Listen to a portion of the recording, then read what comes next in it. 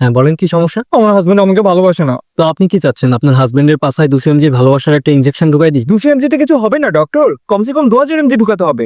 আজব মহিলা। ম্যাডাম, আমি এখানে মানুষের শারীরিক অসুখের ট্রিটমেন্ট করি, আপনি অন্য কোথাও যান। আরে কাঁদেন কেন আপনি? কার কাছে যাব প্রবলেম নিয়ে ডক্টর? কেউ ভালোবাসে না আমাকে।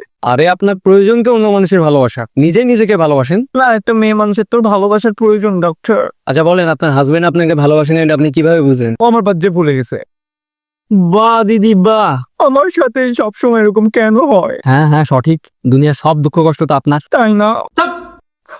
আমি কোনো বাবা বা জ্যোতিষী না, অন্য কোনো জায়গায় যেই তোমার মরা কান্না শোনাও। আরে যন্ত্রণা, আবার মরা কান্না শুরু করেছেন আপনি। ম্যাডাম এখানে আমি কিছুই করতে পারবো না, দয়া করে আপনি আমার পিছন ছাড়েন। হ্যাঁ, তুমি আমাকে ছেড়ে দাও। আর কেটা ছাড়ে দিয়েছে আপনারে? আমার হাজবেন্ড। হ্যাঁ কেন? হ্যাঁ, ও আমাকে টাকা দিয়ে শপিং করতে ছেড়ে দেয়। ও আমি ভাবলাম তালাক দিয়ে দিছে। তোমার মুখে গু। আরে আমার মনে হয় ওর বন্ধুরে ভালোবাসে। এরকম কেন মনে হয়? কারণ অনেকে এত অব্দি বন্ধুকে নিয়ে ঘুরে বেড়ায়। আরে এর মানে তো এই না সে তার বন্ধুরে পছন্দ করে। পছন্দই করে। একবার বন্ধুরে লিখছে চলো জানো চা খেয়ে আসি। আচ্ছা আপনি কান্না থামান।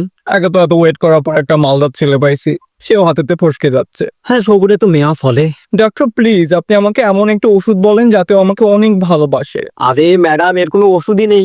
তো কোন ঘোড়া ডিমের ডক্টর তুমি? খুলে ফেলে দাও সব পোশাক আশাক, কত সব বন্ডামি। আরে যন্ত্রণা, মাথামুতি গেছে নাকি আপনার? Happy birthday baby, happy birthday to you. এই নাও বার্থডে গিফট, আইফোন। যাক মনে হচ্ছে সব ঠিক হয়ে গেছে। ড্যাম না ডাক্তার। একদম না বলবি। Thank you baby, your best husband.